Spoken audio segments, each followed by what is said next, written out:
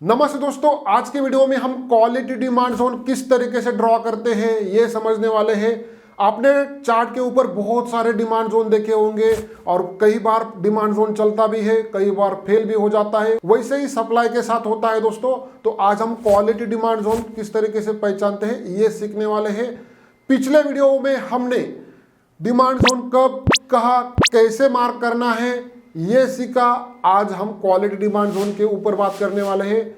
अगर आपने पीछे के वीडियो देखे नहीं है दोस्तों, तो आपको सबसे पहले पीछे के वीडियो देखने हैं, उसके बाद ये वीडियो देखना है।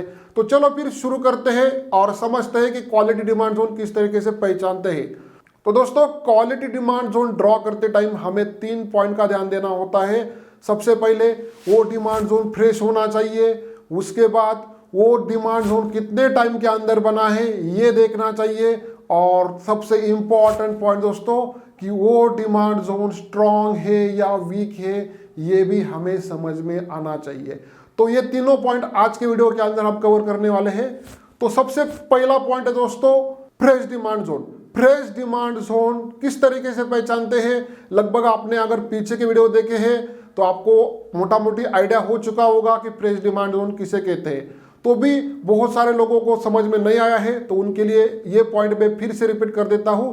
फ्रेश डिमांड जोन ऐसे पहचानना है दोस्तों कि अगर कोई डिमांड जोन बना है और वहां से प्राइस अगर ऊपर की तरफ चली गई है और उसके बाद प्राइस नीचे की तरफ आई नहीं है और उस डिमांड जोन को प्राइस ने टेस्ट नहीं किया है, तो वो डिमांड जोन फ्रेश होता है। आपको ऊपर वाले चार्ट के ऊपर दिख रहा होगा कि वो डिमांड जोन फ्रेश है, और नीचे वाले चार्ट के अंदर दिख रहा है कि वो डिमांड जोन टेस्टेड है। नीचे वाले चार्ट के अंदर और ऊपर वाले चार्ट के अंदर क्या फर्क है दोस्तों? डिमांड जोन बनने के बाद प्राइस ऊपर की तरफ रही है ऊपर वाले चार्ट के अंदर, और नीचे वाले चार्ट के अंदर आपको दिख रहा होगा कि डिमांड जोन बनने के बाद उस डिमांड जोन को प्राइस ने दोबारा टेस्ट किया है और उसके बाद प्राइस ऊपर की तरफ चली गई है। इसका मतलब क्या है कि नीचे वाला जो जोन है दोस्तों वो टेस्टेड है और ऊपर वाला जो जोन है अभी तक टेस्ट नहीं हो चुका है।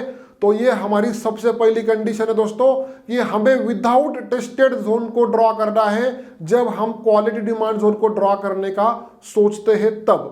तो दोस्तों अगला पॉइंट है टाइम। टाइम बहुत ही इंपॉर्टेंट मैटर करता है इस थ्योरी के अंदर, आपको अच्छी तरह से समझना है। मैं आपको उदाहरण के द्वारा समझाने की कोशिश करता हूं। दो फाइटर है, दोनों के बीच में समान ताकत है, समान वेट है और समान स्टेमिना है। तो क्या होगा, क्या होगा वहां पर? रिजल्ट क्या आएगा? रिजल्ट समान आएगा। मतलब वहां पर दोनों लंबे समय तक खेलते रहेंगे, कोई हारने के लिए तैयारी नहीं रहेगा, क्योंकि दोनों के पास समान वेट है, समान ताकत है और समान स्टेमिना है। ऐसा ही रिजल्ट चार्ट के ऊपर भी आता है दोस्तों। जहां पर बायर के पास समान ताकत है और सेलर के पास समान ताकत है, तो वहां पर क्या होगा? मार्केट कंसोलिडेशन करेगा। दूसरा क्या होगा? क्योंकि बायर भी समान है और सेलर भी समान है। जैसे कि फाइटर के पास समान ताकत है तो वहां पर फाइटर लंबे समय तक खेल रहा है, वैसे ही चार्ट के ऊपर बायर और सेलर के पास समान ताकत होने के कारण वहां पर बायर और सेलर लंबे समय तक मार्केट के अंदर चार्ट के ऊपर हमें कंसोलिडेशन देखने को मिलता है। अगर यहाँ पर दोनों फाइटर के पास समान ताकत है और उसमें से कोई गलती कर बैठता है तो वो गलती करने वाला हार जाएगा और जो दूसरा फाइटर है वो जीत जाएगा। लेकिन ऐसी जीत का कोई वैल्यू है दोस्तों? नहीं है। क्यों नहीं है? क्योंकि जो जीतने वाला फाइटर है वो भी थक गया है, उसके पास भी स्टैमिना नहीं है। अगर वो जीतने वाले फाइटर को हम बोलते हैं कि चल भाई दूसरे फाइटर के पास जा और उसके साथ फाइटिंग कर, चाहे वो उससे थोड़ा सा कमजोर क्यों ना हो, तो भी वो जीतने वाला फाइटर हार जाएगा, क्योंकि अभी उसका स्टैमिना भी खत्म हुआ है दोस्तों। आप अच्छी तरह से समझो तो आपको इस बात का ध्यान रखना है कि जो जीता हुआ फाइटर है वो अभी कमजोर हो चुका है, वो भी लकीली जीत गया है। जब कोई बड़े टाइम फ्रेम का जोन होता है दोस्तों और वहां पर कोई ब्रेकआउट आता है या ब्रेकडाउन आता है, सप्लाई क्रिएट होता है या डिमांड क्रिएट होता है, तो वो जोन वीक होता है। इस बात का भी आपको ध्यान रखना है। मैं आपको यहाँ पर क्या समझाने की कोशिश कर रहा हूँ ये आपको समझ में आ रहा होगा दोस्तों। जो जीता हुआ फाइटर है वो जीत तो गया, लेकिन उसके अंदर ताकत नहीं है। अगर उसका फिर से किसी के साथ मैच लगा दिया जाता है दोस्तों, तो वो हार जाएगा क्योंकि उसके अंदर स्टेमिना नहीं है। वैसे ही डिमांड सप्लाई के अंदर होता है कि जितने बड़े टाइम फ्रेम का डिमांड और सप्लाई हो वो अगले टाइम काम करेगा, इसकी कोई गारंटी नहीं है दोस्तों। तो आपको इस बात का भी ध्यान रखना है। अगर हम आज से आगे के आने वाले वीडियो के अंदर डिमांड और सप्लाई जोन को ड्रॉ करेंगे तो हम ऐसे जोन को ड्रॉ करेंगे कि उसने कम से कम टाइम फ्रेम के अंदर ब्रेकआउट दिया है, वैसे ही जोन को हम ड्रॉ करेंगे। तो कौन से जोन को ड्रॉ करेंगे? जिस जोन के अंदर ज्यादा से ज्यादा 3 बोरिंग कैंडल है उस जोन को हम ड्रॉ करेंगे। अगर 4 बोरिंग कैंडल है आगे देखेंगे क्या करना है, 5 है आगे देखेंगे आने वाले वीडियो के अंदर क्या करना है। आज के बाद हम 3 बोरिंग कैंडल वाले जोन को ही ड्रॉ करेंगे। 2 बोरिंग कैंडल होगी तो 3 से भी अच्छा होता है, और 1 बोरिंग कैंडल होता है दोस्तों तो 2 और 3 से भी अच्छा होता है। जितनी कम बोरिंग कैंडल उतना जोन अच्छा होता है, क्योंकि वहां पर रिजल्ट कैसे आया? अगर 1 बोरिंग कैंडल का जोन है और वहां पर बायर जीता है, डिमांड क्रिएट हुआ है, इसका मतलब क्या है दोस्तों? क्योंकि वहां पर बायर ने एक ही कैंडल के अंदर, एक ही मिनट के अंदर, एक ही घंटे के अंदर, कौन से भी टाइम फ्रेम हो सकता है, इस बात को भी आपको ध्यान में रखना है, उस टाइम फ्रेम के अंदर उसने उसको निपटा दिया और चला गया। मतलब वहां पर सेलर कम थे और वहां पर बायर इंटरेस्टेड था, और बायर ने एक ही चुटकी के अंदर उस सेलर को हरा दिया और प्राइस ऊपर की तरफ चली गई। वैसे ही सेम सप्लाई के साथ आपको देखना है, और यही लॉजिक सप्लाई के साथ भी रहेगा, ये भी मैं आपको यहाँ पर क्लियर कर देता हूँ। तो दोस्तों ये पॉइंट आपको कवर हुआ होगा। 3 बोरिंग कैंडल ज्यादा से ज्यादा होनी चाहिए, 2 होगी तो 3 से भी अच्छा है, और 1 होगा तो 2 और 3 से भी अच्छा है। दोस्तों अगला पॉइंट है वो जोन कितना स्ट्रांग है, उसके अंदर कितनी ताकत है, ये कैसे पहचानेंगे? चलो फिर समझते हैं। पिछला ही उदाहरण कंटिन्यू करते हैं। उस उदाहरण के अंदर हमने दोनों फाइटर की फाइटिंग लगाई, और फाइटिंग लगाने के बाद क्या हुआ दोस्तों? एक फाइटर ने गलती कर दी और एक फाइटर लकीली जीत गया, क्योंकि यहाँ पर समान रिजल्ट आना चाहिए था, दोनों ने समान टाइम तक खेलना चाहिए था। लेकिन यहाँ पर क्या हुआ? एक फाइटर ने थोड़ी सी गलती कर ली और एक फाइटर लकीली जीत गया। तो जो लकीली जीता हुआ फाइटर है उसके अंदर एनर्जी रहेगी? नहीं रहेगी। क्यों नहीं रहेगी? क्योंकि सामने वाले फाइटर ने उसकी एनर्जी खा ली है, क्योंकि वो भी तो उसके समान ताकत जैसा ही था, उसके जैसा वेट भी था, उसके जैसा स्टेमिना भी था। तो यहाँ पर जो जीता हुआ जो फाइटर है वो जीतने के बाद भी आगे खेल नहीं पाएगा। तो वहां पर क्या हो जाएगा? उसका स्टेमिना खत्म हो जाएगा। और एक उदाहरण लेते हैं दोस्तों। यहाँ पर 2 फाइटर है, एक फाइटर के पास ज्यादा ताकत है, और जिसके पास ज्यादा ताकत है उससे आधी ताकत दूसरे वाले फाइटर के पास है। तो क्या होगा? दोनों की फाइटिंग लगा दी तो क्या होगा? रिजल्ट चुटकी में आ जाएगा, क्योंकि इसका वेट भी आधा है, स्टेमिना भी आधा है, और ताकत भी आधी है। जिसके पास ताकत ज्यादा है वो उसको चुटकी में हरा देगा और वो हार भी जाएगा। और उसके बाद और भी खेलने की ताकत रहेगी किसके पास? जो अब भी जीता है वो और भी आगे खेल पाएगा, क्योंकि उसने तो उसके आधे ताकतवर से मुकाबला किया है और वो और भी एक मैच खेल सकता है दोस्तों। वैसे ही डिमांड और सप्लाई के अंदर होता है दोस्तों।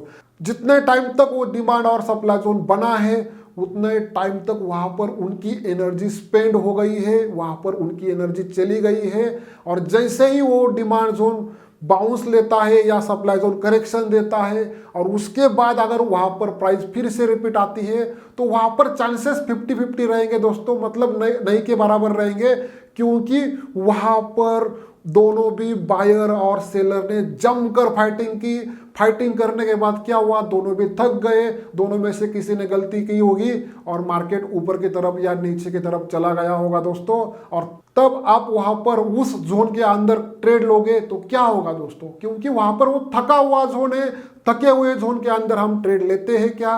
नहीं लेते हैं दोस्तों। वहां पर तो रिजल्ट नहीं आने वाला है, क्योंकि वहां पर वो जोन थकने के बाद जिस साइड में करेक्शन आया है उस साइड के जो सेलर या बायर है उनके अंदर भी ताकत नहीं है दोस्तों।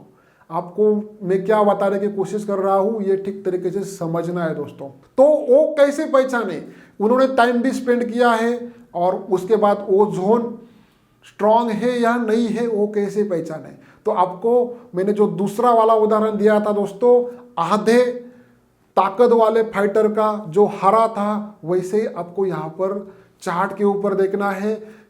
आपको पहला वाला जो चार्ट दिख रहा होगा दोस्तों, वहां पर समान ताकत वाले फाइटर की फाइटिंग हुई है और दूसरे वाले चार्ट के अंदर आधे ताकत वाले फाइटर से फाइटिंग होने के बाद रिजल्ट दिख रहा है। दोनों चार्ट में आपको क्या फर्क दिख रहा है दोस्तों, दोनों चार्ट के अंदर 3 बोरिंग कैंडल है हमारे कंडीशन के हिसाब से, लेकिन ऊपर की जो 2 एक्साइटिंग कैंडल होनी चाहिए वो एक्साइटिंग कैंडल एक्सक्लूसिव नहीं है। मतलब यहां पर जो बायर था वो जीत के ऊपर गया है, लेकिन उसके अंदर ज्यादा एनर्जी नहीं है दोस्तों। जब भी कभी प्राइस उस जोन के अंदर आएगी तो चांसेस 50-50 रहेंगे, क्योंकि वहां पर मालूम नहीं बायर जीतेगा या सेलर जीतेगा, क्योंकि वहां पर उस जोन ने जब ब्रेकआउट दिया तो वहां पर एक्सक्लूसिव एक्साइटिंग कैंडल नहीं है दोस्तों। इस बात का भी ध्यान रखना है। और दूसरे उदाहरण के अंदर अगर आप देखते हो दोस्तों, तो दूसरे उदाहरण के अंदर आपको दिख रहा होगा कि वहां पर एक्सक्लूसिव एक्साइटिंग कैंडल बनी है, लंबी कैंडल बनी है, लगभग दुगना कैंडल है जो एक्साइटिंग कैंडल है उससे। तो यहां पर क्या है, मतलब बायर जीत गया और उसके बाद उसने तेजी से दौड़ना भी चालू किया, मतलब उसके पास एनर्जी है और वो एनर्जी अभी उसके पास है। जब भी कभी उस जोन से उस जोन के अंदर या उस जोन के पास प्राइस आएगी तो वहां से बाउंस आएगा दोस्तों, और हम तब मानते हैं कि यहां पर ये जोन स्ट्रांग है। तो आपको इस बात का ध्यान रखना है, जब भी आप डिमांड और सप्लाई जोन ड्रॉ करोगे, पहला पॉइंट है दोस्तों वो जोन टेस्टेड नहीं होना चाहिए। दूसरा पॉइंट दोस्तों उसके अंदर कितना टाइम स्पेंड हुआ है, और तीसरा पॉइंट दोस्तों वो जोन ड्रॉ करते टाइम हमें 2 एक्सक्लूसिव एक्साइटिंग कैंडल की जरूरत होती है। इस बात को भी आपको ध्यान में रखना है। 2 एक्सक्लूसिव एक्साइटिंग कैंडल हमने क्यों चुना ये भी आपको यहां पर मैंने एक्सप्लेन किया है, और इस बात को आपको याद रखना है दोस्तों। अगर आप एक्साइटिंग कैंडल को ड्रॉ करते हो तो वहां पर गलतियां होने वाली है, उस थके हुए फाइटर के ऊपर आप दाव लगाने वाले हैं, ये भी आपको याद रखना है। अगर आपको ये पॉइंट समझ में आया है दोस्तों तो वीडियो को लाइक करना है और आपके दोस्तों के साथ शेयर करना है।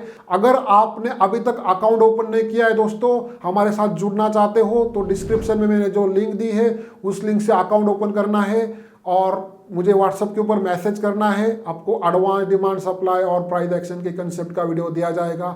बहुत ही यूनिक वीडियो रहेंगे। टाइम की कमी की वजह से मैं वीडियो अपलोड कम कर रहा हूं दोस्तों। आने वाले कुछ दिनों के अंदर मैं कंटिन्यू वीडियो अपलोड करने वाला हूं। अगर आपको ये वीडियो पसंद आया है दोस्तों, आपके दोस्तों के साथ भी शेयर करना है और अकाउंट ओपन करना है, मुझे व्हाट्सएप के ऊपर मैसेज करना है। बहुत ही यूनिक वीडियो मिलने वाले हैं आपको, और वो कंसेप्ट आपको यूट्यूब या किसी वेबसाइट के ऊपर भी देखने को नहीं मिलेगा। अगर आपको वीडियो पसंद आता है तो वीडियो को लाइक करो। यहाँ पर ही रुकता हूँ, तब तक के लिए जय हिंद, जय भारत।